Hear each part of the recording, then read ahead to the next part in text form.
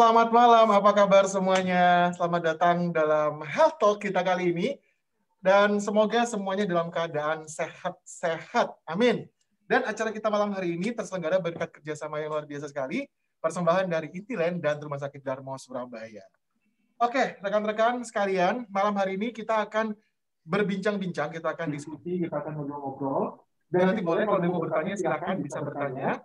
Tema kita malam hari ini adalah menjaga kesehatan paru dari dampak COVID-19. Well, seperti yang kita tahu, saat ini kita semuanya sekarang sedang berjibaku dan juga sedang berjuang menjaga diri kita agar terhindar dari virus COVID-19 tentunya. Dengan segala macam protokol yang harus kita jalankan secara disiplin. Nah, nanti kita akan tanya-tanya nih dengan narasumber saya malam hari ini. Nanti akan saya perkenalkan setelah ini. Namun sebelum kita masuk ke materi untuk berbincang mengenai kesehatan paru dari dampak COVID ini, bagaimana cara menjaganya, terlebih dahulu akan ada informasi yang akan disampaikan oleh rekan-rekan dari Intiland. Dan informasi ini akan diberikan oleh Ibu Kumala. Selamat malam, Bu Kumala, silakan.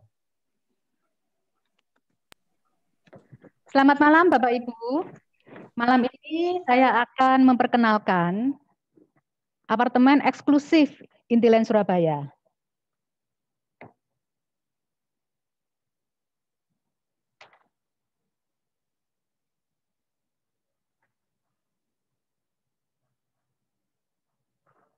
Oke, pertama-tama saya mulai dari apartemen The Rose B dan apartemen Geraha Golf terlebih dahulu, karena kedua apartemen ini lokasinya sama, yaitu sama-sama di dalam kawasan Geraha Family.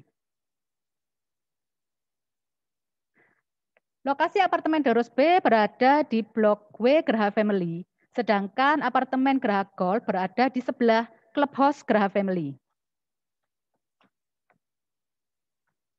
Apartemen The Rose B mengusung tema rumah kedua di Geraha Family. Dengan harga 2 M-an, Bapak Ibu bisa memiliki hunian di Geraha Family. Apartemen The Rose B sebagai rumah kedua, artinya untuk anak muda yang memiliki aktivitas tinggi, mereka bisa tinggal terpisah dari orang tua di apartemen The Rose B. Konsep dari apartemen The Rose B ini adalah low rise resident, artinya apartemen ini memiliki ketinggian maksimal 8 lantai. The Rose B terdiri dari 7 blok. Blok A, blok B 8 lantai, blok C 4 lantai, blok E 4 lantai, blok F 5 lantai, blok G 8 lantai, dan blok H 4 lantai. Keunggulan dari apartemen The Rose B yang pertama adalah pada developernya. Dalam berinvestasi, terutama investasi di bidang properti, Bapak Ibu harus memilih developer yang bisa dipercaya. Nah, Intiland ini sudah berpengalaman lebih dari 30 tahun dengan berbagai macam proyek, dari landed house, apartemen, office, dan sebagainya. Kemudian lokasinya premium, berada di perumahan eksklusif Surabaya Barat, Geraha Family. Dan memiliki konsep low rise resident. Jadi ketinggiannya hanya maksimal 8 lantai. Kemudian per lantai hanya terdiri dari 5 sampai 7 unit saja. Jadi lebih private dan eksklusif. Aksesnya mudah dijangkau. Karena di kawasan Geraha Family ini dekat dengan berbagai macam fasilitas seperti sekolah, pusat perbelanjaan, office, rumah sakit, dan juga dekat dengan akses tol. Ini adalah beberapa fasilitas dari apartemen The Rose B. Ada jogging track, swimming pool, gym, ada juga children playground. Kemudian kita menggunakan sistem parking, dedicated parking, dan juga tersedia layanan housekeeping. Nah, ini adalah foto dari show unit The Rose B untuk tipe 2 bedroom standar dengan luas 75 meter. Selanjutnya adalah foto dari show unit The Rose B dengan tipe 2 bedroom deluxe, luasnya 79 meter. Show unit untuk apartemen terus B ini berada di Geraha Family Block W. Posisinya di depannya monopol Geraha Family, Bapak Ibu. Kita buka setiap hari dari jam 8 pagi hingga jam 5 sore. Promo untuk bulan Februari, apartemen terus B, setiap pembelian unit, Bapak Ibu akan mendapatkan free lemari es dan dispenser. Dengan promo cara bayar cash diangsur selama 24 kali.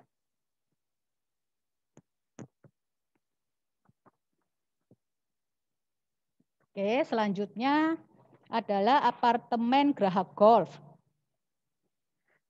Saat ini tanah golf view sangat langka dan mahal ya Bapak Ibu. Jadi apabila Bapak Ibu ingin memiliki hunian dengan view golf, kita punya apartemen Geraha Golf dengan harga mulai dari 4,5 M-an. Konsep dari apartemen Geraha Golf ini adalah hunian di tengah padang golf. Tahap pertama dari apartemen Geraha Golf kita bangun 2 tower. Tower pertama Arion, tower kedua adalah Alexa. Kedua tower ini tipikal ya Bapak Ibu, dengan ketinggian 23 lantai dan memiliki 3 basement untuk parkir. Desain dari apartemen Geraha Golf memiliki desain berbentuk seperti kupu-kupu. Sehingga di sini Bapak Ibu lihat, tiap unit tidak berdempetan. Dan tiap unit memiliki view dari 3 sisi. Artinya apa? Jadi sirkulasi udara, pencahayaan, dan penghawaan lebih maksimal. Tiap lantai terdiri hanya dari 4 unit saja. Jadi lebih private dan aman. Dan tiap lantai ini dilayani oleh 2 lift passenger dan 1 lift service. Keunggulan lain dari apartemen Geraha Golf adalah di unitnya, tiap unitnya ini memiliki balkon. Dan ada space untuk tempat tidur dan kamar mandi pembantu. Kita juga punya ruang servis yang bisa dipakai untuk dapur kotor atau gudang dan lain-lain. Tipe unit dari apartemen Geraha Golf ada 2, 3 bedroom dan 4 bedroom. Untuk yang 3 bedroom, luasnya 139 meter, sedangkan 4 bedroom dengan luas 158 meter.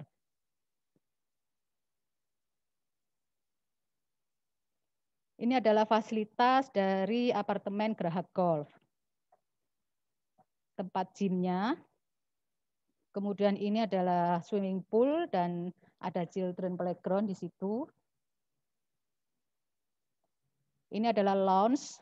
Lounge-nya ada 2 karena ada 2 tower, jadi masing-masing tower ini memiliki lounge sendiri-sendiri. Promo dari apartemen Geraha Golf untuk bulan Februari, setiap pembelian unit tipe 3 bedroom, Bapak Ibu akan mendapatkan free AC. Kemudian untuk show unit dari apartemen Geraha Golf sendiri ini berada di Redback Geraha Family.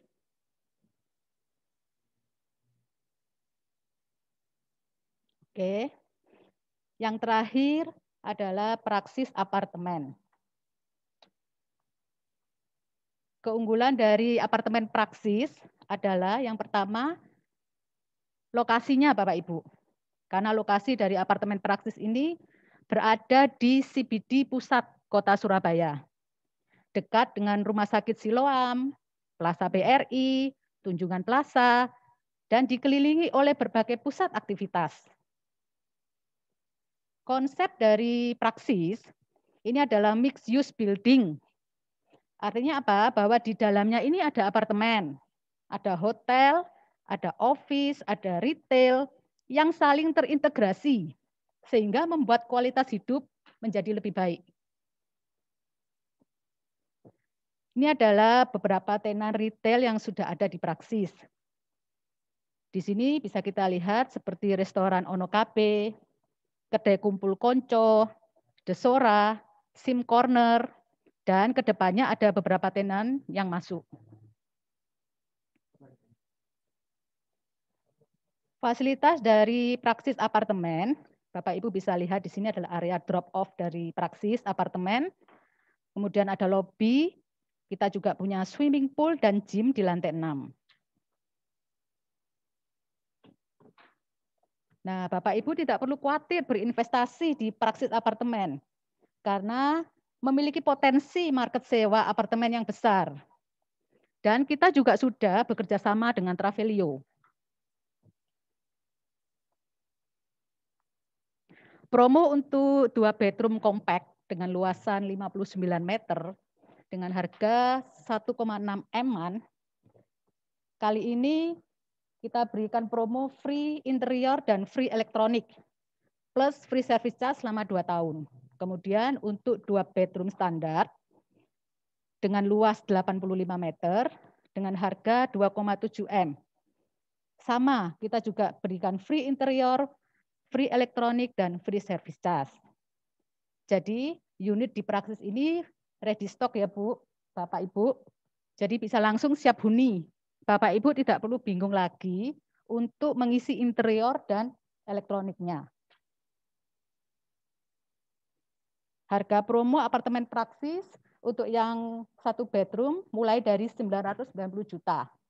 Dengan cara bayar cash diangsur 24 kali dan bisa juga dengan KPA.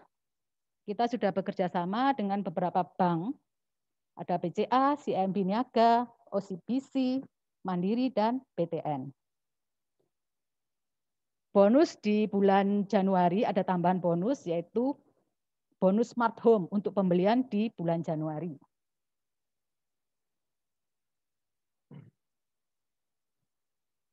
Kita juga memiliki promo dari Bank Niaga, promo bunga 3,66% fix tahun pertama dan 5,88% fix tahun kedua dan ketiga. Promo ini berlaku hingga 31 Maret. Demikian dari saya, Bapak Ibu. Apabila Bapak Ibu ada yang membutuhkan informasi lebih lanjut, bisa menghubungi nomor telepon yang ada di layar. Kami marketing dari Intiland siap membantu Bapak Ibu. Terima kasih dan selamat malam. Oke, terima kasih banyak Ibu Kumala untuk informasinya tadi dari Drosbe Bay, Geraha Golf, dan juga Praxis. Jadi silakan Bapak Ibu mungkin yang tertarik ingin lebih tahu lagi dari produk-produk tersebut, silakan menghubungi kontak person yang sudah kami cantumkan di layar tadi. Dan sebelum kita masuk ke sesi berikutnya, akan ada undian voucher. Nah, saya punya hadiah untuk kedua orang. Nanti akan kami tampilkan di layar Bapak Ibu sekalian. Kita ada Wheel of Fortune-nya, akan kita putar. Yang sudah registrasi kemarin, akan kita undi.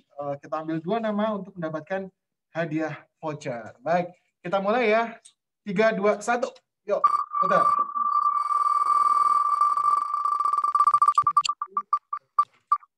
Oke, yang pertama.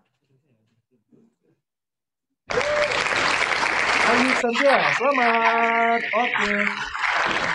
Ayu Santia. Selanjutnya, 3, 2, 1, silakan.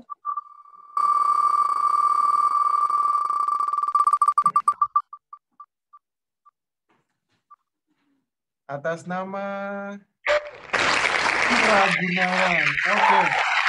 Selamat untuk Ayu Santia dan juga Fira Gunawan mendapatkan voucher, dan silakan tuliskan nama dan juga NIK-nya ya di kolom chat, akan nanti di follow up oleh tim kami untuk cara pengambilan hadiahnya. Baik, terima kasih banyak rekan-rekan. Nah, selanjutnya tadi sudah kita dengar informasi dari Intiland mengenai produk-produk dari Intiland. Nah, sekarang juga kita beri kesempatan kepada rekan-rekan dari Rumah Sakit Darmo Surabaya. Ada sesuatu yang juga mau disampaikan, dan saya rasa ini mungkin teman-teman bisa menyimak ya, apalagi di masa-masa seperti ini di mana kita harus banyak menjaga kesehatan. Mungkin ada informasi yang penting sekali bisa disimak, dan informasi ini akan diberikan oleh Mbak Iva selaku marketing dari Rumah Sakit Darmo Surabaya. Silakan Mbak Iva. Halo, selamat malam rekan-rekan sekalian. Ya, malam Mbak Iva, silakan. Oke, apa nih? Perkenalkan, saya Iva, marketing dari Rumah Sakit Darmo. Di sini saya mewakili manajemen Rumah Sakit Darmo ingin mengucapkan terima kasih banyak kepada Intiland karena sudah memberikan kesempatan untuk berkolaborasi dalam memberikan edukasi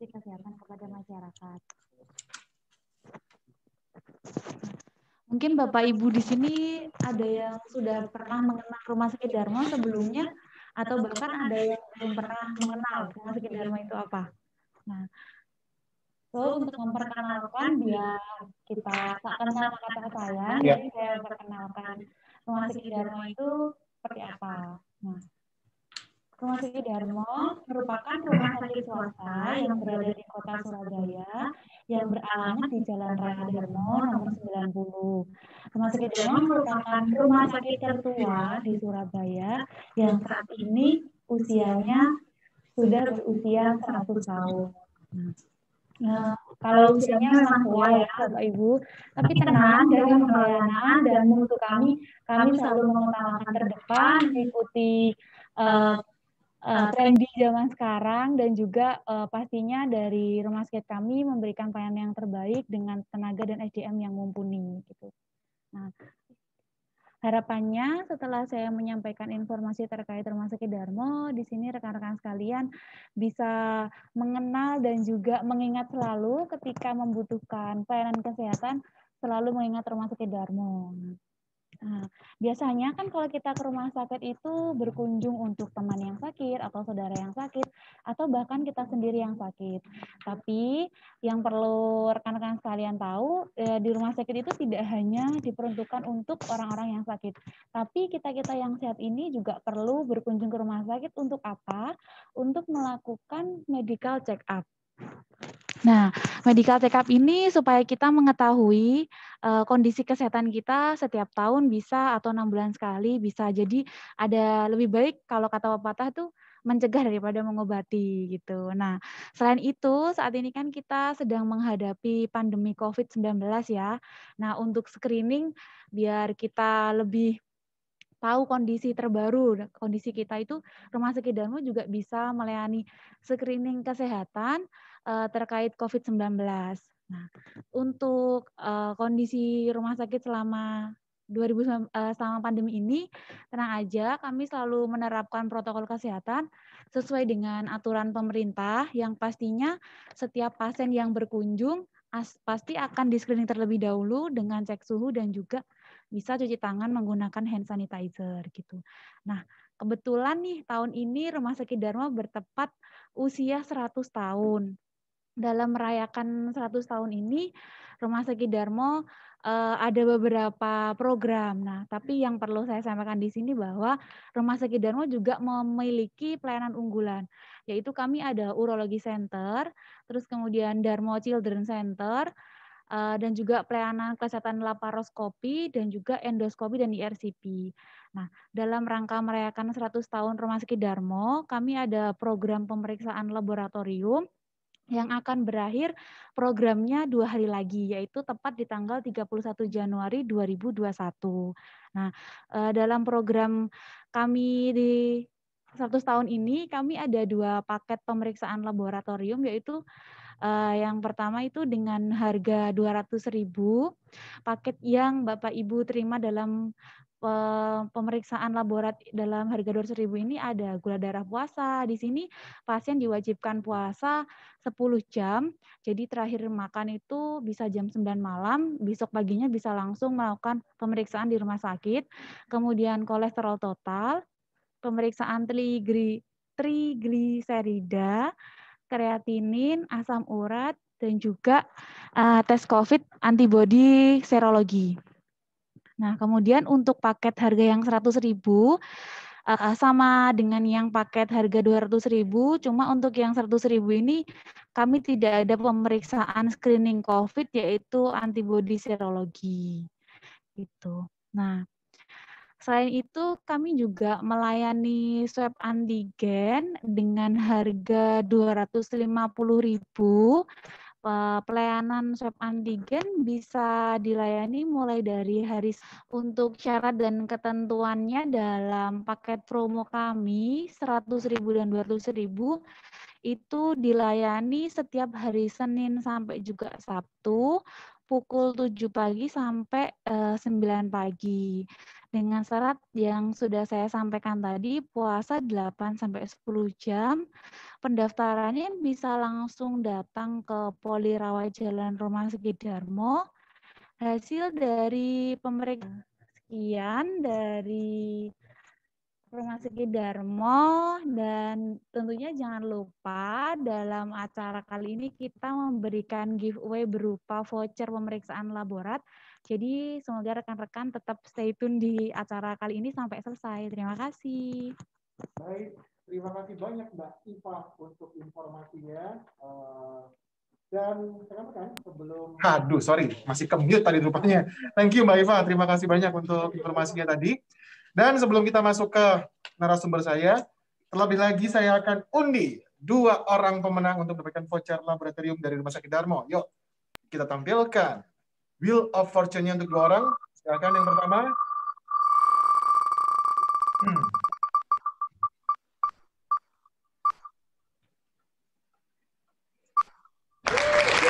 Elita Josephine, selamat untuk Elita.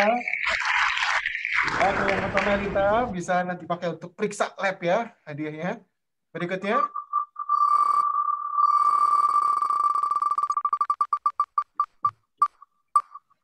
Berikutnya yang kedua adalah Gadang Priyono. Selamat Pak Gadang Priyono dan Ibu Elita Josephine. Nanti silakan ketikkan nama dan juga nikahnya di chat, akan di follow up oleh tim kami untuk mendapatkan hadiah voucher laboratorium dari Rumah Sakit Darmo Surabaya. Baik, sudah semua kita ikuti informasi-informasi yang disampaikan. Berikutnya langsung saja saya akan perkenalkan narasumber malam hari ini. Beliau adalah Dr. Laksmi Wulandari, spesialis paru konsultan dari Rumah Sakit Darmo Surabaya. Selamat malam Dr. Laksmi. Selamat malam Mas. Ya. Sehat ya Dok ya. Amin, iya, amin. Iya. Sehat selalu Dok. Wajib sehat. Dok, mohon izin sebentar nih. Saya mau memberikan informasi sedikit mengenai resumenya dokter. Singkat saja mungkin ya. Saat ini Dr. Laksmi adalah staff of Department of Pulmonology and Respiratory Medicine Faculty of Medicine University of Erlangga Surabaya, Indonesia. Dan juga Oncology Division Chairman of Department of Pulmonology and Respiratory Medicine Faculty of Medicine University of Erlangga Surabaya, Indonesia. Dan sederet prestasi dan juga kompetensi dari Dr. Laksmi yang mungkin kalau harus saya bacakan ini panjang sekali, luar biasa. Baik, mungkin tanpa berlama-lama langsung yuk Dok, kita malam hari ini kan kita kan berbicara, berdiskusi mengenai tema kita yaitu menjaga kesehatan paru dari dampak COVID-19 ya Dokter ya. Oke. Ya. Dok, kalau boleh tahu nih, yang mungkin banyak sekali orang-orang ini penasaran, gimana sih Dok caranya membedakan nih? Kan kalau kita ngomong masalah COVID, pasti orang akan berpikirnya mulai dari sesak nafas, nggak bisa mencium dan membau, dan segala hal yang terkait dengan indera perasa dan pembau, dan juga pernafasan. Kira-kira gimana sih Dok membedakan sesak nafas dan juga sesak nafas karena penyakit ya, mungkin bronkitis atau asma atau sebagainya, dan juga sesak karena COVID-19. Ada bedanya nggak Dok? Iya. Jadi pertama-tama saya ucapkan terima kasih kepada Intiland dan Rumah Sakit Darmo yang telah memberikan kepercayaan kepada saya ikut sharing. Ya. Terima kasih Mas Esi ya. Kita santai aja ya Mas ya. Jadi santai, pertanyaan pertama adalah bagaimana caranya membedakan sesak itu karena COVID atau karena penyakit paru yang lain. Yes. Yaitu agak susah ya. Kalau itu orang yang tidak pernah punya sakit paru-paru, tidak sesak, tidak pernah sesak, maka ini suara saya kok menggema apa demikian? Aman sih Dok, ya? Di saya aman. Aman ya. Oh, berarti aman, mungkin di saya aja. Ya. Nggak apa-apa Dok. Iya. Kalau seseorang itu memang tidak punya rasa, wah ini mengganggu ya. Sebentar, saya butuh 1 menit untuk menggunakan feedback ya. Menunggu dokter untuk setting dulu nih, mungkin ada feedback suaranya. Saya ingatkan rekan-rekan yang sudah bergabung, kalau ada pertanyaan silakan ketikkan di kolom chat. Tadi saya baca sudah ada beberapa sebentar, yang masuk. Ya. Ya, sebentar saya mau panggil anak saya. Kenapa kok menggaung ini? Gimana, aman Dok? Nah, seperti ada menggaung. Oh. Anak sedikit feedback ya. Oke, silakan pertanyaannya di kolom chat, nanti akan coba kita balas satu persatu. Semoga bisa mewakili ya, semoga bisa menjawab pertanyaan dari rekan-rekan semuanya. Dan tadi juga saya ingatkan kembali yang sudah dapat hadiah. Ya, gimana Dok? Ya, Aman? sudah selesai. Jadi ternyata ada apa namanya Oke. kompartemen yang kepencet gitu ya ceritanya. Jadi memang tidak ada sesak khusus untuk COVID dan sesak khusus untuk penyakit yang lain. Kalau orang itu memang tidak ada riwayat paru-paru, maka infeksi saluran nafas dengan sesak pada masa pandemi ini ya patut dicurigai COVID. Seperti itu. Biasanya dokter paru atau dokter yang lain akan anamnesis apakah ada gejala respirasi, kemudian dengan toraks foto, ya. Ya, itu ada memang tanda-tanda khusus, gambaran toraks foto, kemudian gambaran darah lengkap, itu yang khusus. Nah, untuk diagnosis pasti tentu saja harus menggunakan swab, Mas. Kalau kita kepingin yakin 100% COVID atau tidak, ya harus dengan swab seperti itu. Nah, bagi teman-teman atau bapak-bapak sekalian yang sebelumnya punya penyakit asma, kemudian stabil, tidak eksaserbasi, tahu-tahu eksaserbasi atau kumat, salah satu penyebab kumat adalah jika terjadi infeksi saluran nafas. Ya, tetap bisa saja itu COVID.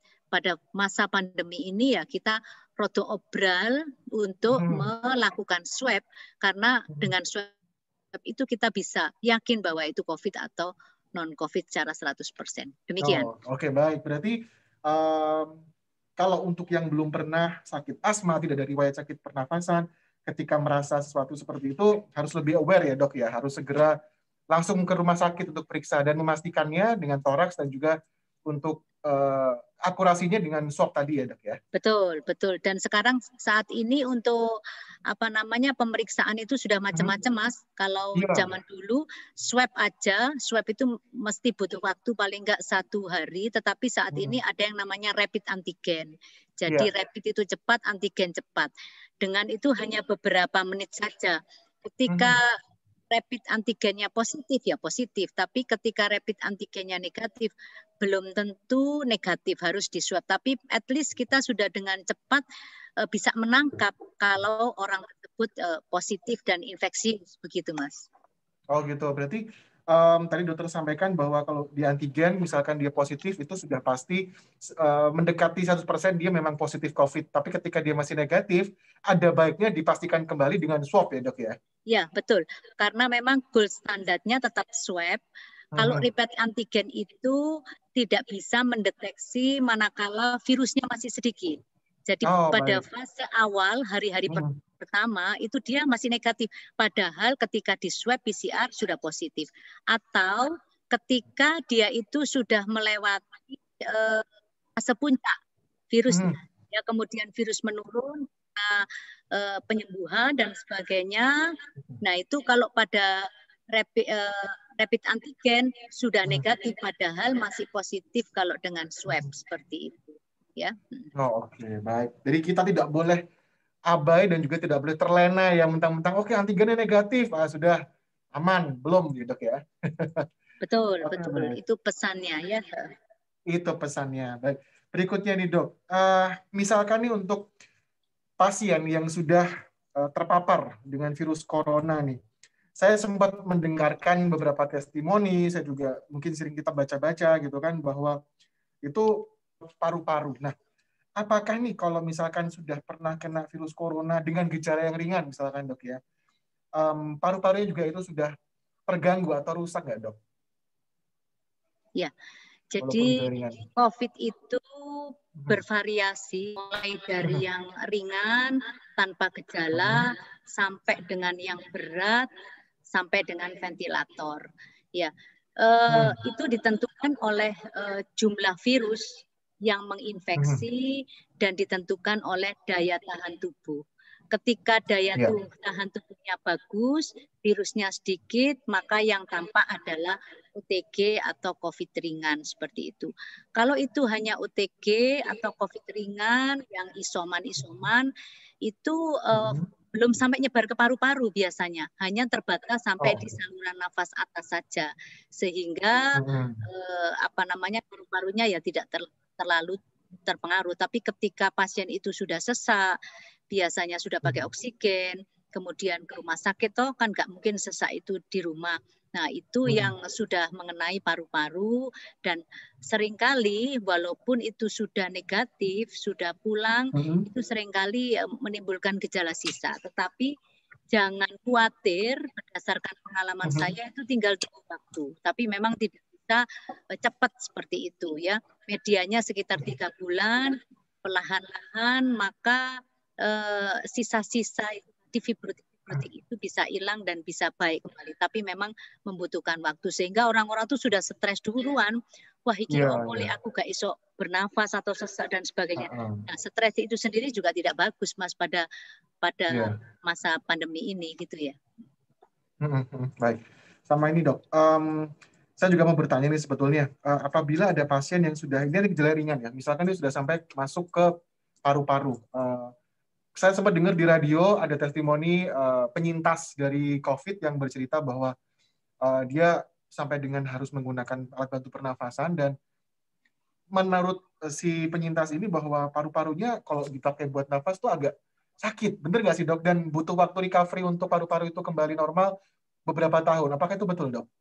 Iya, jadi itu tadi kalau dia sampai butuh alat bantu nafas, berarti dia COVID-nya COVID berat, Mas. Saya bayangkan berarti dia masuk ICU dan di ventilator seperti itu. Ya memang orang-orang seperti itu memang butuh waktu penyembuhannya, tapi tidak sampai tahunan.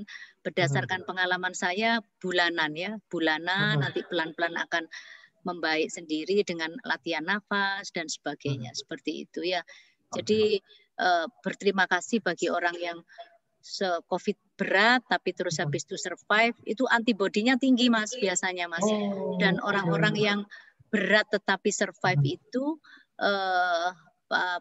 kalau diukur titer antibodinya tinggi karena dia berhasil melawan COVID itu tadi. Jadi pasti respon imunnya kuat, dan orang-orang tersebut merupakan kandidat untuk donor plasma. Kalau orang-orang yang COVID-nya ringan, yang OTG itu antibodinya tidak tinggi ya, karena virusnya yang menyerang juga cuma sedikit sampai di saluran nafas saja, nafas atas saja. Jadi memang orang-orang yang seperti itu antibodi ada tetapi tidak tinggi, kerusakan paru-parunya juga tidak terlalu berat ya, seperti itu ya. Oke, baik. Nah, berikutnya nih, Dok, kira-kira gimana sih cara kita menjaga kesehatan, utama untuk paru-paru kita yang baik ya, di masa pandemi seperti ini? Apakah ada sesuatu yang memang yang harus khusus kita lebih lakukan untuk menjaga supaya paru-paru kita terjaga dengan baik? Ada nggak, Dok, saat ini? Ya, jadi yang pertama pasti 3M ya. 3M itu sudah tidak bisa dilawan lagi ya, seperti itu. 3M itu untuk menghindari barangkali kita ketemu sama OTG atau barangkali kita sendiri yang OTG. Kita tidak pernah tahu kecuali tes ya. Kemudian yang kedua ya sama, Mas. Jadi makan 4 sehat 5 sempurna, kemudian tidur cukup, kemudian menjaga hati tidak stres ya. Itu saja, karena orang COVID itu sebetulnya bisa sembuh itu karena respon imun dia yang bagus. Obat-obat yang diberikan oleh dokter itu ada 2 macam secara umum ya. Yang pertama adalah antivirus untuk membuat virusnya gak akeh-akeh. Kemudian yang kedua adalah obat-obat untuk memberikan vitamin-vitamin untuk selnya sehingga respon imun tubuhnya menjadi meningkat. Di samping ada antikoagulan, pengencer darah, pengencer ria dan sebagainya. Dan mungkin ya vitamin-vitamin tertentu kan sudah banyak itu di-share ya. Itu yang mungkin dikonsumsi setiap hari saat ini pada fase pandemi ini ya. Oke, baik, Dok. Nah, tadi kita sedikit membahas mengenai kondisi paru-paru bagi pasien yang terkena ini ya, COVID, Dok. Tapi apakah ada dampak jangka panjang, Dok, bagi mereka yang terkena COVID ini, baik yang ringan maupun yang berat? Apakah ada dampak khusus ke paru-parunya? Kalau dampak khusus untuk COVID ringan yang tidak mengenai paru-paru, dalam hal ini orang OTG atau yang enggak, itu ya enggak ada. Nggak Ya, ada. mungkin kalau yang COVID berat itu tadi, COVID berat, dan ini kan penyakit baru. Ya. Jadi ya kita masih belum tahu berapa tahunan, tapi yang jelas berdasarkan pengalaman tidak cepat ya, sekitar 3 bulan itu nanti akan recovery seperti itu. Tergantung berat ringan pada saat sakit tersebut. Ya, oke. Nah, baik. Berikutnya nih dok, untuk pasien yang TB ini ya, untuk yang pasien TB aktif nih dok, bagaimana tata laksananya ini untuk pasien-pasien TB aktif yang dia terkonfirmasi atau terpapar COVID-19 dok? Ya, jadi COVID-19 itu tidak memandang apa itu pasien TB, pasien tua, pasien muda, pasien kanker, ya tidak terkecuali. Jadi TB itu penyakit kronis, ya. Maksudnya penyakit kronis itu penyakit yang pengobatannya lama, 6 bulan. Dan pada pasien tersebut ketika terkena COVID ya kita harus memberi tata laksana untuk obat-obatan COVID. Sedangkan obat untuk TB ya tetap dilanjutkan. Jadi tidak ada tata laksana khusus, obat-obat TB yang sudah diminum dilanjutkan, kemudian ya COVID-nya yang harus segera diberantas seperti itu. Oke, baik. Nah, kemudian ini dok, kita di masa pandemi seperti ini, kita tahu banyak sekali warga Indonesia yang mulai berbondong-bondong untuk hidup sehat, untuk mulai berolahraga, mulai dari ada yang jogging, ada yang sepedaan, mungkin sekarang lebih ngetrennya ya. Dan itu kan tetap menggunakan masker nih dok. Nah, kira-kira bagaimana sih cara yang baik ya? Artinya mengatur ritme olahraga tadi itu tetap dengan menggunakan masker, tapi beraktivitas yang katakanlah kalau sepeda itu kan juga tidak ringan ya. Tetap ada tenaga yang dikeluarkan. Itu seperti apa dok? Ada tips-tipsnya tidak? Iya, jadi masker itu merupakan kewajiban. Jangan sampai ada pikiran karena saya olahraga saya lepas masker. Apalagi kalau biasanya bersama teman-teman ya, kita tidak tahu status teman itu apakah OTG apa enggak, kita tidak tahu. Untuk mengenai mengatur ritme, saya kira walaupun kita pakai masker juga enggak ada masalah. Kan maskernya juga bukan masker yang ketat gitu loh. Jadi justru yang saya himbau adalah walaupun olahraga ya harus tetap menggunakan masker. Ya, kecuali kalau misalnya itu udara bebas, tidak ada orang sama sekali, tidak ada teman dan sebagainya, lah itu mungkin bisa. Tapi biasanya kan olahraga itu sering berbondong-bondong sama teman ya, misalnya seperti itu. Biar semakin seru biasanya ngajak teman. Nah, itu tadi. Harus bermasker. Nah, kembali untuk masalah masker nih dok, himbauan masker yang baik. Sekali lagi nih, kan kita masih melihat banyak sekali dijual masker-masker yang non-medis ataupun masker-masker yang saya bilang fashion masker gitu. Kira-kira gimana dok efektivitasnya nih dok? Kalau saya lihat kan masker macam-macam ya sekarang bentuknya kan, warnanya unik-unik gitu. Nah, apa nih? Ada nggak sih dok pesan khusus buat para pengguna masker? Iya, jadi memang orang Indonesia itu fashion ya. Kalau saya ditanya masker apa yang paling sip, yaitu masker N95. Dan saya kira masker N95 itu juga KN95 atau macam-macam sekarang tidak terlalu mahal kok, tidak seperti awal-awal. Jadi kalau tempat-tempat yang crowded, kemudian tempat-tempat umum yang kita juga tidak yakin akan banyak OTG di situ, apakah anak-anak muda, nggak apa-apa fashion ya, tapi mungkin di dalamnya ada N95, tapi terus di luarnya gitu, jadi tetap cantik, tapi tetap dijaga. Kecuali kalau tidak ada orang sama sekali di udara terbuka dan sebagainya, mau untuk foto ya terserah. Tapi kok saya takut ya kalau misalnya kerumunan tempat-tempat umum itu paling medeni ya. Iya, betul. Kadang-kadang kita suka lupa kan dok, lagi seru-seruan sama teman gitu kan, tiba-tiba ayo foto-foto saya, dibuka sebentar maskernya gitu. Nah itu tuh riskan ya dok ya sebetulnya ya. Saya yakin loh ini mungkin kalau yang sudah join juga dibuka terus gak ambekan. Nah, ya itu. Buka sebentar tapi nggak usah ambekan, ngono ya apa 5 menit ngono ya kira-kira ya. supaya enggak Kalau terhirup ya, fotonya seperti sebentar, itu. jepretan nggak apa-apa dok. Malah diulangi bolak-balik. Biru dong dok mukanya Iya, nanti Nohan. Tetap dipakai iya. ya paling amannya dok ya. Iya, Nah, tetap itu ini kita dipakai harus lah dipakai ya. sultan ya. Iya, Tetap dipakai. Malah enak loh sekarang kalau pakai masker. Kalau buat yang wanita ini mungkin bisa meminimalisir biaya lipstick juga ya. betul, betul. Lipstik saya itu juga Betul. ada terus ya, gak tuku blas ya si Ake. Lebih irit ya dok ya. Seperti itu. Iya. Oke loh. Oke, baik dok. Ini kita sambil selingin pertanyaannya. Ini sudah ada beberapa pertanyaan yang masuk nih. Coba akan kita tampilkan ya pertanyaan yang masuk beberapa. Dari Alexander. Dok, apakah benar nih mandi di malam hari setelah pulang kerja berpengaruh pada paru-paru kita, dok? Terima kasih. Ya, ini pertanyaan klasik dan pertanyaan zaman apa namanya dulu Kailas. Setahu saya tidak ya. Justru yang bagus itu memang sebelum tidur tuh mandi ya, jadi bersih seperti itu. Rasanya kok tidak ada urusan dengan apa namanya paru-paru ya seperti itu. Iya, betul, apalagi zaman sekarang ya. Ya nih dok, saya sering dengar kan zaman dulu ini kalau orang-orang tua-tua kita ini bilang kalau sudah pulang malam ojo adus gitu kan, ndak api gitu, jangan. Sekarang kebalikan dok ya, wajib mandi. Wajib mandi, dari luar itu wajib mandi ceritanya karena kita tidak tahu yang di luar itu apa namanya baju dan sebagainya. Sekarang wajib dan itu saya kira betul ya. Kalau mau tidur kan harus apa namanya bersih dulu, enak toh, lebih seger, lebih tidurnya lebih enak. Yang jelas tidak ada urusan sama paru-paru, nggak ada urusannya paru-paru ya. Itu yang paling penting. Tidak ada urusannya. Baik. Oke, berikutnya pertanyaan yang masuk kita bacakan lagi. Dari Maria Ulfa, tanda umum apa ya dok kalau paru-paru kita bermasalah? Ya, tanda umum tentunya yaitu gejala respirasi ya. Ya, batuk itu sebetulnya adalah mekanisme untuk mengeluarkan sesuatu yang tidak baik.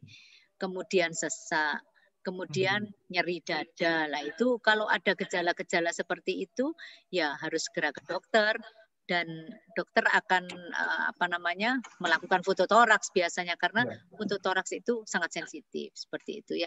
Jadi pasti harus ada tanda-tanda batuk, sesak, nyeri dada seperti itu. Kalau enggak ada apa-apa ya insya Allah sehat seperti itu ya. Tapi kadang-kadang orang itu tidak memperhatikan, dipikir batuk kecil-kecil, ini batuk biasa lah, itu yang bahaya ya. Nah, iya betul sekali. Oke, tuh harus aware loh ya sekarang. Baik, berikutnya. Kita bacakan lagi dari Rani. Dok, ini saya urat kejepit bulan Mei 2020 karena mengangkat kakak yang sedang jatuh. Waktu mengangkat sampai setengah.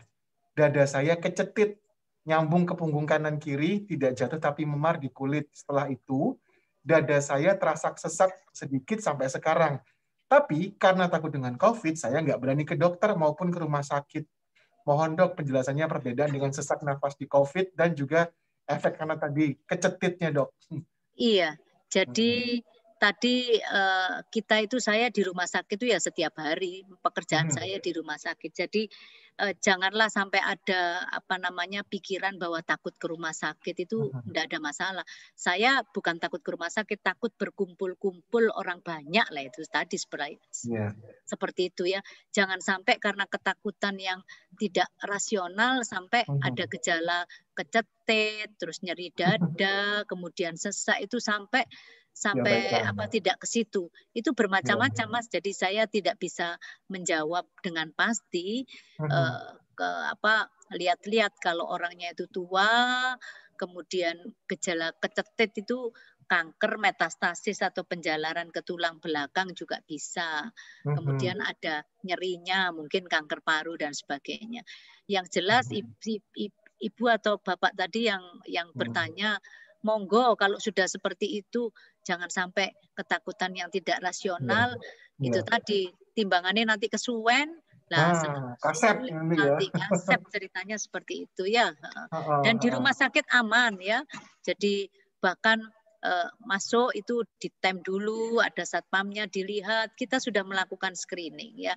Terus di anamnesis siapa yang ada gejala dan sebagainya ya.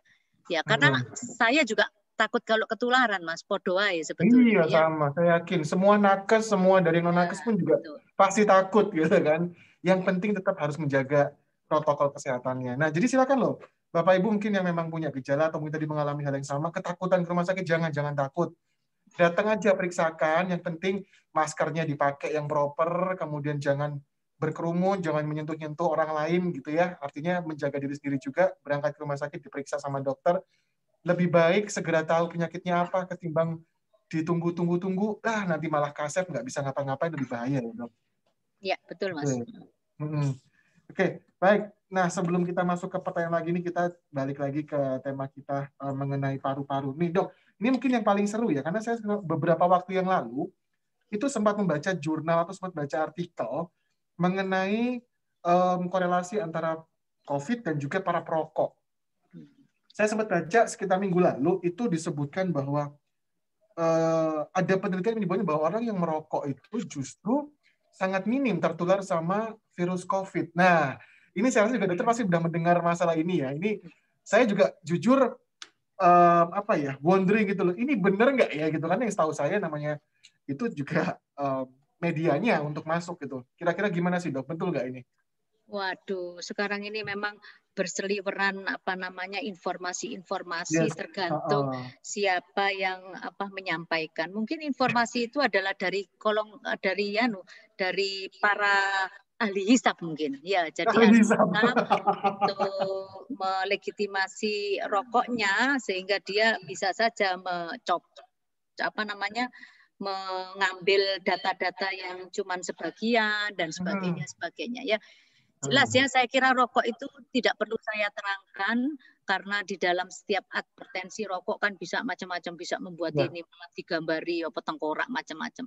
Tapi yang jelas merokok itu dapat merendahkan respon imun lokal dari paru-paru karena kan menghisap nikotin macam-macam, beberapa senyawa-senyawa yang banyak sekali pada rokok itu sehingga merusakkan atau menurunkan respon imun seluler daripada sel-sel paru-paru.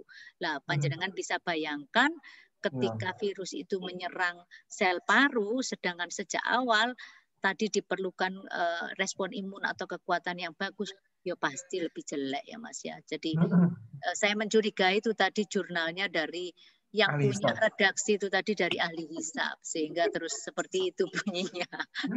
Jadi itu juga berlaku buat ini ya para pengguna vape ya dok ya. Iya sama sebetulnya vape, rokok elektrik atau rokok konvensional itu sama. Pada awalnya vape itu adalah sebagai nikotin replacement terapi. Jadi supaya orang yang merokok dengan nikotin yang konvensional itu bisa sedikit-sedikit nikotinnya diturunkan dengan mengkonsumsi vape itu sampai akhirnya lepas. Tetapi kenyataannya itu malah disalahgunakan. Jadi itu dianggap keren yang tidak merokok memakai vape. Kemudian tambah lagi double ditambah konvensional. Saya kira itu sudah menyimpang ya. Iya, baik. Oke. Tuh di notes ya Bapak Ibu rekan-rekan yang mungkin join. Jadi kalau ada informasi yang menyebutkan mengenai, dengan ngerokok ini virusnya takut nih masuk ke paru-paru gitu kan. Salah. Siap. Baik. Oke, selanjutnya mau kita baca pertanyaan lagi? Boleh ya? Karena cukup banyak yang masuk. Ya, kita sambung dengan pertanyaan yang sudah masuk lagi. Oke, dari Pak Nanang. Ada tips olahraga bersepeda atau lari yang aman nggak dok? Karena pakai masker juga tidak bagus bagi pernapasan di saat berolahraga. Benar nggak nih dok kira-kira? Iya, saya kok tidak pernah mendengar seperti itu ya. Jadi maskernya pun kan juga bukan masker yang ketat-ketat seperti itu ya. Jadi tidak ada masalah. Olahraga ya oke, olahraga mau lari, mau sepeda dan sebagainya, tidak ada masalah saya kira. Cuman pesannya adalah kalau bareng-bareng kumpul-kumpul sama teman ya tetap protokol kesehatan. Kecuali kalau sendirian ya mungkin seorang diri di tempat terbuka gitu tidak pakai masker ya tidak apa-apa ya. Seperti itu. Ya, sama mungkin ritmenya kali dok ya. Kalau misalkan sambil mengukur kekuatan diri ya. Kalau merasa dengan masker ini terbatas ya berarti harus sadar diri. Jangan dipaksain. Oke, ya baik. Sama kan sebetulnya kalau orang tua terlalu exercise-nya terlalu nemen kan juga tidak bagus baik juga ya. Ya seperti itu ya, sama ya harus mengukur kekuatan itu tadi ya. Ya, analogi yang betul. Kita anggap orang tua olahraga kekencangan juga nggak baik gitu. Jadi kita cari porsinya aja. Oke, sesuatu yang berlebihan memang tidak baik ya dok ya, secukupnya. Iya, berlebihan secukupnya ya. Oke, next pertanyaan yang akan dimunculkan adalah dari Rizky. Saya mendengar informasi, apakah benar bahwa dengan uap air panas secara teratur di pagi dan sore hari bisa membantu pencegahan masuknya virus, dok? Iya. Uap panas itu maksudnya apa? Godok air terus kita Tutup apa gini namanya biasanya. seperti menguap gitu ta? Iya, Iya, kayak di seperti spa itu ya. mukanya. Iya, kayak di spa ya. Jadi memang virus itu memang mati dengan suhu yang lebih tinggi, dan virus itu juga mempunyai sifat membuat sputum itu adalah sekret saluran nafas itu mengental seperti lem ya. Ya, make sense juga kalau misalnya melakukan penguapan, mungkin barangkali ada yang nyantol-nyantol terus habis itu meluruh dengan sendirinya. Tapi kalau saya pribadi mungkin lebih senang itu kumur-kumur dengan Listerin atau dengan betadine dan sebagainya saya. Itu malah lebih tidak repot. Kalau ini kan lebih repot. Tetapi seperti itu juga tidak ada salahnya. Jadi kan malah nanti malah menyebabkan mudah tertular, tidak, tetapi mungkin kalau ada yang nempel-nempel itu jadi mati itu masih mungkin. Oke, baik dok. Nah, berikutnya nih dok, saya juga mau tanya lagi nih, kurang paham. Ini bisa dijelaskan sih dok mengenai pneumonia ini dok? Maksudnya dijelaskan apa pneumonia? Mengenai, ya, apa biasanya kira-kira gejala-gejala apa saja yang menyertainya, atau mungkin apa sih yang bisa menjadi indikator ini ada pneumonia pada seseorang gitu dok? Ya, jadi pneumonia itu per definisi adalah keradangan paru-paru yang disebabkan karena mikroorganisme ya. Jadi ada infeksi baik itu oleh virus atau itu oleh bakteri atau karena jamur atau karena parasit ya. Ada tanda-tanda keluhan respirasi biasa ya, batuk, panas itu harus karena ada infeksi, kemudian bisa nyeri dada. Tapi yang paling penting adalah pada ronsen fotonya itu tampak kabut-kabut atau perselubungan. Selama fotonya itu masih normal, walaupun ada gejala-gejala respirasi, itu cukup disebut dengan infeksi saluran nafas akut atau infeksi saluran nafas atas. Tapi ketika dokter sudah memeriksa, kemudian melakukan foto toraks, dan foto toraksnya memang ada bercak-bercak, kabut-kabut keputihan ya, tentu saja yang tahu ya dokter ya seperti itu baru yang disebut dengan pneumonia. Dan COVID ini memang salah satu tandanya adalah pneumonia. Jadi setiap keradangan di paru pada era COVID ini ya harus dicurigai apakah itu disebabkan karena COVID atau disebabkan karena kuman. Itu tugasnya dokter yang menentukan apakah ini COVID, apakah karena kuman yang lain. Oke, baik dok. Oke, berikutnya yuk kita sambung ke pertanyaan kembali. Ada yang masuk, ada 2 pertanyaan, coba kita bacakan dahulu. Oke, dari Tiar. Dokter, bagaimana dengan pasien yang sudah pernah terkena COVID setelah hasil swab sudah negatif, tapi paru-parunya masih ada flek putih? Bagaimana cara penyembuhan bagi pasien yang paru-paru ada flek putih, dan makanan apa saja yang harus dikonsumsi? Terima kasih, dok. Ya, jadi ini tadi sudah dijawab ya ceritanya. Jadi pasien mantan penyintas sudah konversi negatif, malah negatif 2 kali, tetapi paru-parunya belum bersih ya. Yaitu nanti dengan berjalannya waktu akan bersih sendiri. Biasanya kita memberikan pengencer dahak, kemudian vitamin C, vitamin D, kemudian zinc, itu tadi. Kemudian ya dengan berjalannya waktu biasanya saya suruh kontrol 2 minggu, 1 bulan itu hilang Mas seperti itu ya. Ya tentu saja dengan olahraga dan sebagainya seperti itu ya. Makanan-makanan biasa, tidak ada makanan khusus ya, makanan bergizi. Sing pasti kalau ahli hisap tadi ya harus leren dari ahli hisapnya itu tadi, karena rokok itu kan membuat dia harus pensiun. Jadi jangan tidak usah galau, karena kegalauan itu juga tidak akan memperbaiki situasi. Ya sudah santai aja, terus gak usah dipikir-pikir nemen ya. Setelah itu nanti akan pelan-pelan akan menghilang biasanya seperti itu ya. Seiring waktu akan ada menyembuh nanti. Betul ya. Yang penting sabar aja. Nah, itu tadi. Sabar itu adalah sebagian dari obat ya, Mas ya. Betul, Dok. Sabar, happy, makan yang enak, pokoknya menikmati saat-saat penyembuhan udah itu paling cepat ya, Dok ya. Betul. Jadi harus selalu diambil hikmahnya. Jadi ada kesenangan sedikit aja harus ditimbulkan, diperbesar supaya kita mendapatkan bersyukur terus Mas. Ya, pokoknya harus dicari. Kalaupun belum ketemu hikmahnya, dibuat-buat ada hikmahnya. Itu yang paling penting ya, untuk menghibur diri. Karena itu sebagian dari obat ya. Itu tuh notes dari Dokter Laksmi ya. Jadi teman-teman atau rekan-rekan yang mungkin sedang dalam masa recovery saat ini, penyintas COVID, diambil hikmahnya aja. Mungkin yang tiba-tiba harus tidak bekerja ke kantor, harus WFH di rumah selama 3 minggu, 4 minggu, diambil hikmahnya. Mungkin bisa kumpul sama orang tua, sama anak istri, ataupun sama suami gitu ya. Jadi dibikin pikiran yang positifnya, Dok ya. Betul.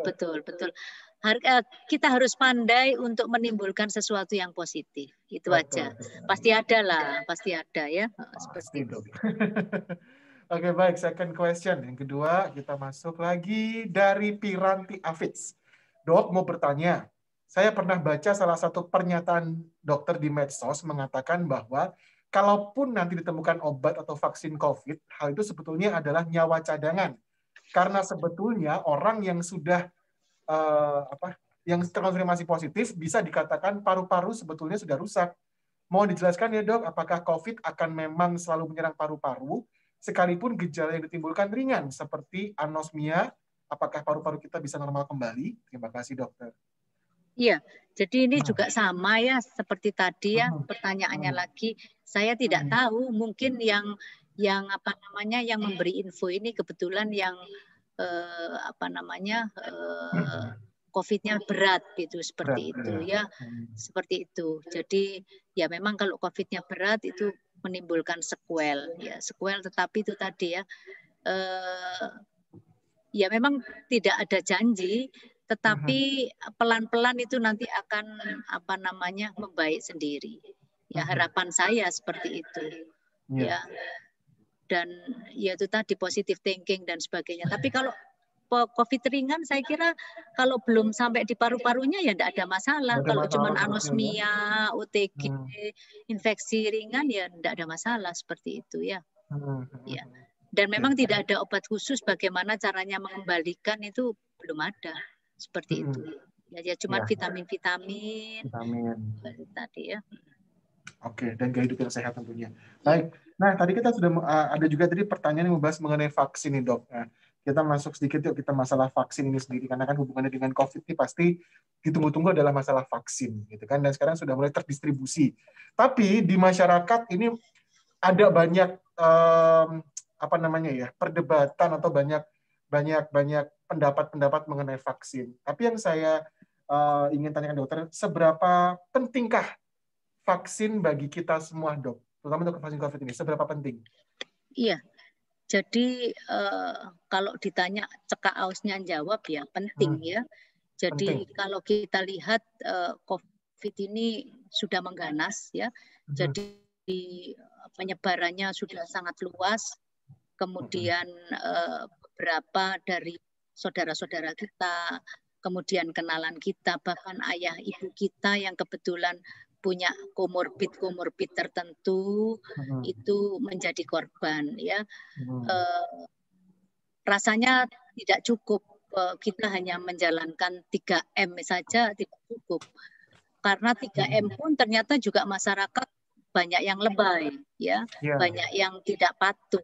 Kalau patuh 3M itu beres sebetulnya, tapi kenyataannya ya kasus makin banyak, antara lain 3M-nya itu juga lebay, seperti itu, tidak jalan dengan apa namanya bagus. Maka jalan satu-satunya adalah vaksin, dan kita punya cerita penyakit-penyakit tertentu yang wabah di masa lalu seperti cacar, polio, dan sebagainya. Sampai sekarang kita bebas itu juga karena vaksin. Ya, vaksin itu prinsipnya adalah memasukkan apa namanya kuman atau virus yang dilemahkan, ataukah komponen dari virus atau kuman yang dilemahkan tadi, yang tujuannya merangsangkan antibodi seperti itu.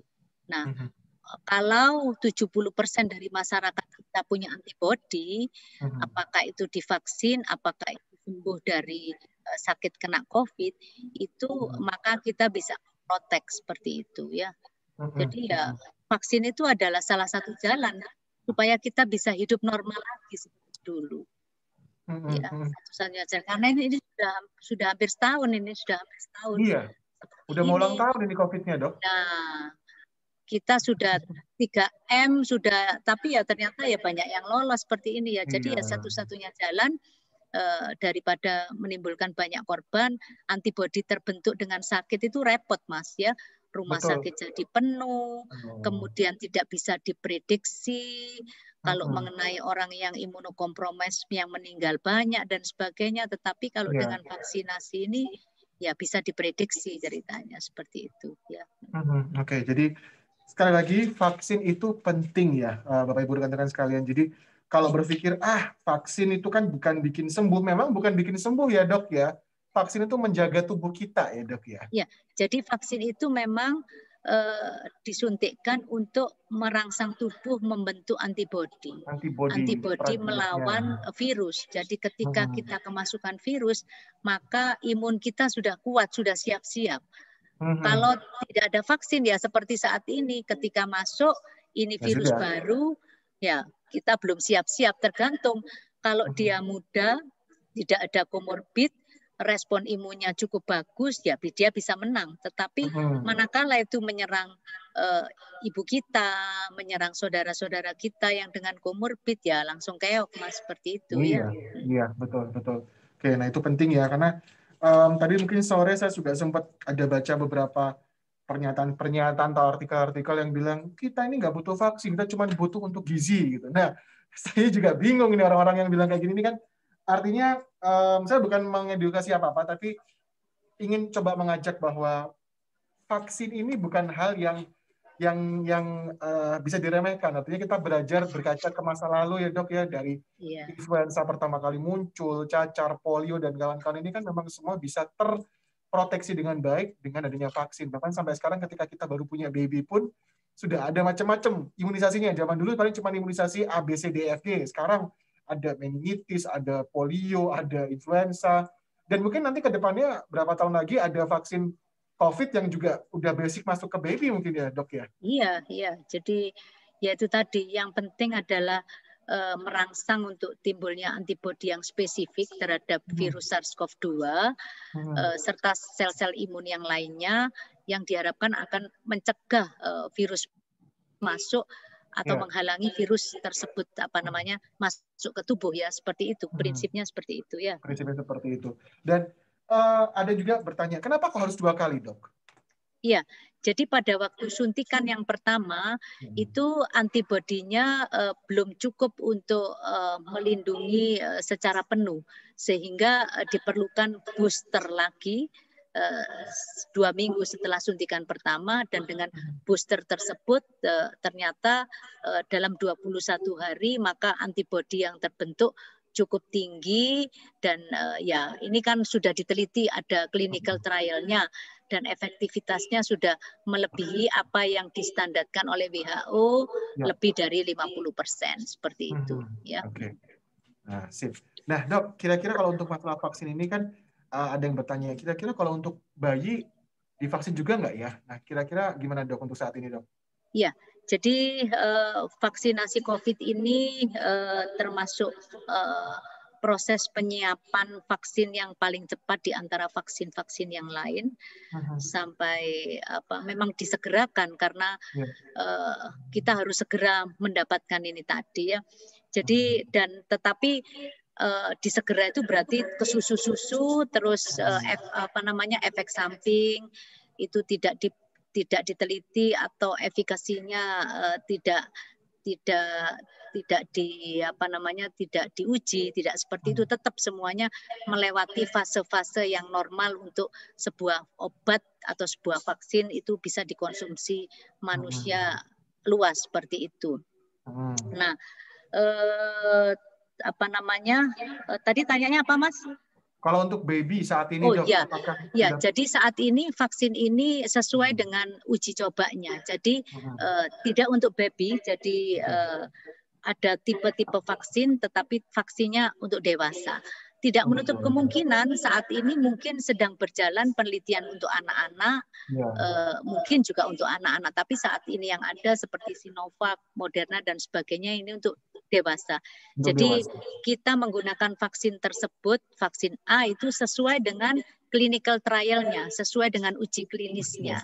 Jadi kita tidak berani untuk yang belum diujikan seperti itu. Oke, baik. Memang yang urgent sekarang adalah untuk dewasa yang sedang banyak beraktivitas di luar tentunya ya, Dok ya. Iya, betul.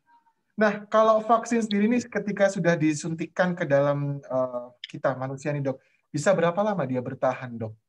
Iya. Jadi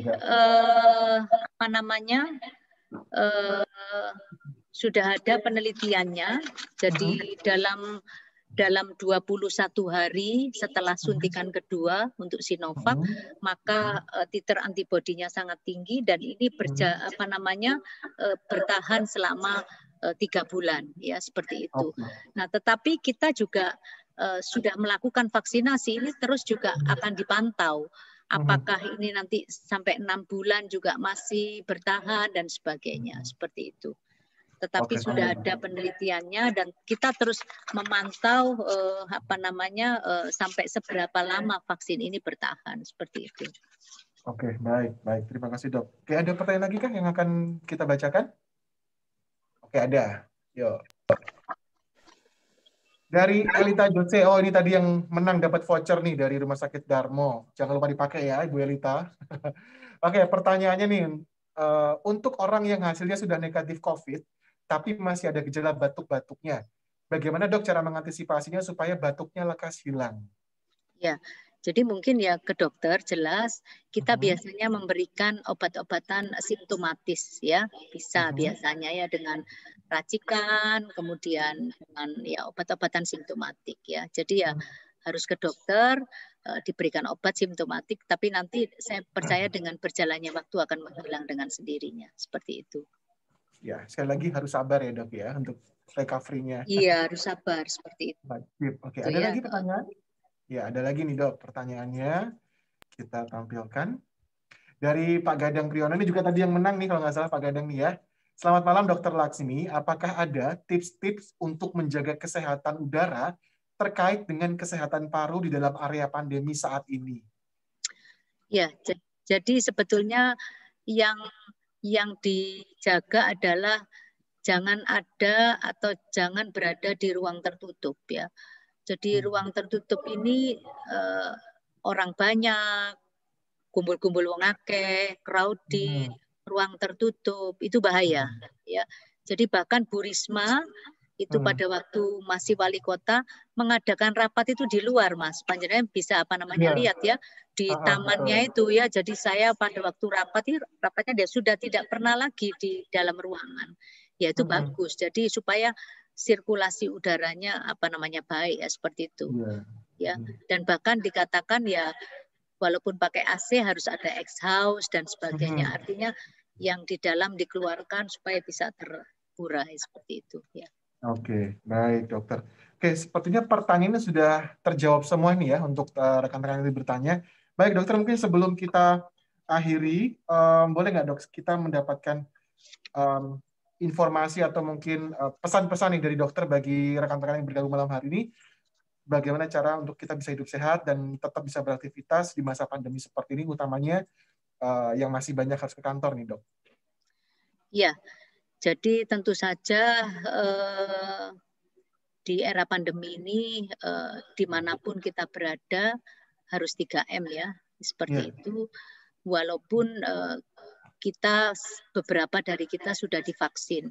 Selama belum 70% dari populasi atau dari masyarakat itu divaksin, maka 3M itu harus. Kemudian jangan takut-takut ke rumah sakit ya, karena kalau takut, kalaupun itu kena COVID sudah parah, sudah sulit kita mengobati. Jadi lebih baik sedini mungkin ya. Dan sekarang pun saya kira dokter-dokternya juga sama. Saya kalau praktek juga pakai APD dan sebagainya, sudah tidak takut lagi menerima pasien yang positif seperti itu. Jadi ya tidak ada masalah seperti itu. Nah, pada orang tertentu yang kanker misalnya, orang-orang penyakit kronis yang biasanya setiap bulan kontrol atau untuk ambil obat atau seperti itu ada yang namanya telemedicine. Ya, jadi telemedicine itu adalah konsultasi by video call yang sudah di-arrange oleh rumah sakit itu, tapi sebetulnya itu hanya untuk orang-orang tua yang sudah jelas obatnya seperti kanker dan sebagainya. Tapi kalau orang-orang muda, monggo, nggak usah takut, yang penting ya 3M. Kemudian menjaga hati, Mas, menjaga hati itu nomor 1 ya. Menjaga hati, menjaga religi, ya mungkin ini semua juga ada skenario besar yang kita tidak tahu. Menjaga hati, menjaga religi, kemudian makan makanan bergizi. Mungkin untuk era seperti ini kita perlu membentengi dengan beberapa vitamin mungkin ya, yang jelas itu vitamin C, itu sudah ada evidence base-nya ya. Vitamin C kan banyak tuh ceritanya macam-macam ya, 500 sampai 1000. Kemudian vitamin D. Orang kita itu kalau diukur sebagian besar itu kurang vitamin D-nya karena kan nggak senang matahari ya, takut kalau cantiknya hilang, takut hitam dan sebagainya. Padahal kalau kadar vitamin D-nya rendah itu gampang terserang infeksi, dan kalau terjadi infeksi itu lebih berat. Oleh karena itu vitamin-vitamin yang diberikan untuk COVID, saya kira beberapa di sini juga ada yang penyintas, dokter mesti memberikan vitamin D ya, biasanya vitamin D, vitamin C, kemudian zinc, nah itu yang penting. Ya sehari-hari bisa dikonsumsi itu, vitamin C kan murah, redox atau apapun seperti itu ya. Betul. Ya. Ya, itu aja, Dok, cukup ya berarti ya. Saya kira cukup ya seperti itu. Oke. Berarti mulai kalau bisa di sum up ya, kita ringkaskan dari malam hari ini nih, bahwa untuk COVID sendiri ini memang satu, kita jangan takut dengan vaksin. Itu penting bagi tubuh kita untuk masa depan kita juga. Kemudian jangan takut juga kalau misalkan ngerasa sakit, ada yang nggak enak badan, jangan diempet, jangan ditahan dengan alasan takut ke rumah sakit ya. Langsung periksakan ke dokter. Lebih baik kita segera mencegah daripada harus mengobati, ya Bu ya. Dan selanjutnya juga teman-teman, rekan-rekan juga harus tetap patuh dengan protokolnya. Jangan abai, jangan lalai. Kemudian yang biasa berjemur, caring biasanya jam 10 itu juga bagus ya dokter ya. Ya, itu untuk vitamin D kali ya. Itu untuk vitamin D-nya. Ya. Oke, nah itu terus nggak apa-apa. Jangan takut hitam, skincare banyak sekarang kalau merasa udah hitam. Yang penting sehat aja. Kemudian juga maskernya ya harus wajib dipakai. Kemudian kalau foto-foto, kalau harus buka masker, tahan napas berarti, Dok. Iya, benar-benar, Mas. Nek ngeyel ya wes bukaan, tapi harus tahan nafasnya ya. Kalau mau selamat ya mendingan dipakai, lebih baik gitu. Oke, baik. Banyak sekali yang sudah kita dapatkan hari ini mengenai hal-hal yang berkaitan dengan COVID, dengan paru-paru. Banyak yang juga harus kita praktekkan, terutama bagi para ahli hisab ya nih. Jangan termakan dengan informasi-informasi yang mengatakan bahwa dengan semakin ngisap semakin aman, virusnya nggak datang gitu kan. Hati-hati, jangan. Hati-hati loh ya. Virus ini kayaknya punya mata dan punya perasaan. Kita nggak boleh sombong. Betul Mas. Betul Mas. Jadi pengalaman saya menangani penyakit unik. Saya jadi dokter puluhan tahun ini penyakit unik ya. Sampai sekarang masih belum ada obat yang spesifik, luar biasa. Kemudian pasiennya itu macam-macam. Ada yang kelihatannya sepuh, umur 90 Iya. tahun kena COVID, kita sudah mikirnya, waduh ini pasti sudah tidak nututi ceritanya. Bisa baik. Ada yang masih muda, kemudian yo tiba-tiba tahu-tahu menjelek seperti itu. Jadi kita tidak boleh sombong, Mas. Ya, jadi saya selalu, kalaupun kena itu tetap berdoa. Kita tidak pernah tahu jalanannya mau baik atau mau enggak, seperti itu. Kesombongan itu nomor 1, ya. Jadi ojo sombong, ya, seperti itu. Dan terus kemudian yo ojo macam-macam, karena Tuhan Gusti Allah itu bisa saja dengan gampangnya mendatangkan COVID bagi orang-orang yang seperti itu. Pokoknya kita berdoa saja, intinya seperti itu. Berdoa, semoga dimudahkan. Kalaupun kena ya tidak yang berat. Kemudian ketika di rumah sakit ya kok ya dapat kamar dan sebagainya. Sudah, intinya seperti itu aja, ya. Ya, betul. Harus happy perasaannya, harus positif. Ya, dokter tadi udah emphasizing, sudah digaris bawahin tebel. Jangan sombong gitu kan, mentang-mentang kayaknya aku nggak pernah kena, nggak boleh gitu ya, Dok ya. Kita nggak pernah tahu itu kapan datang ke kita. Yang penting tetap harus menjaga dirinya masing-masing. Baik, banyak sekali ya tentunya yang bisa kita ambil pada malam hari ini, rekan-rekan.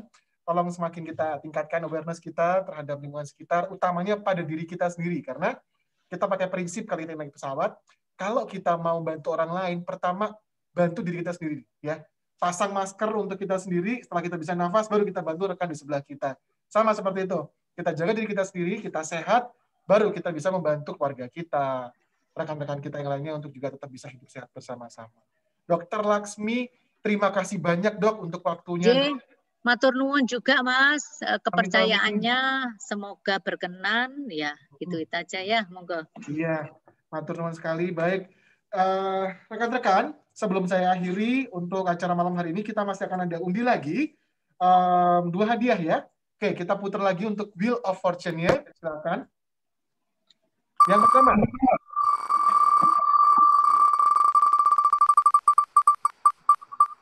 atas nama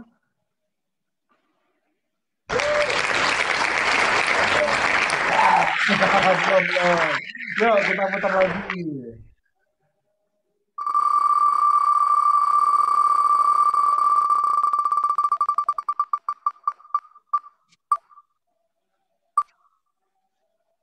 Atas nama Kresna dan Marani.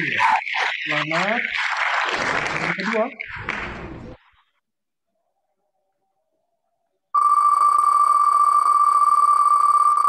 Atas nama apa ini?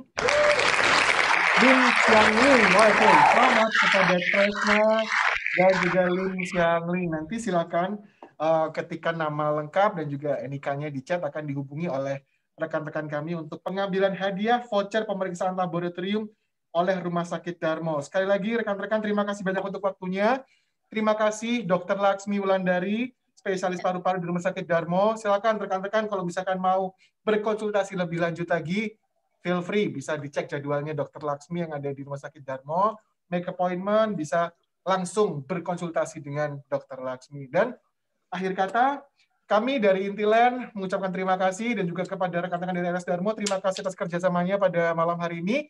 Semoga bermanfaat tentunya, dan yang pasti, tetap harus jaga kesehatan, tetap harus patuhi semua protokol yang ada, jangan takut divaksin, sayangi diri kita sama seperti kita menyayangi sekitar kita, keluarga kita.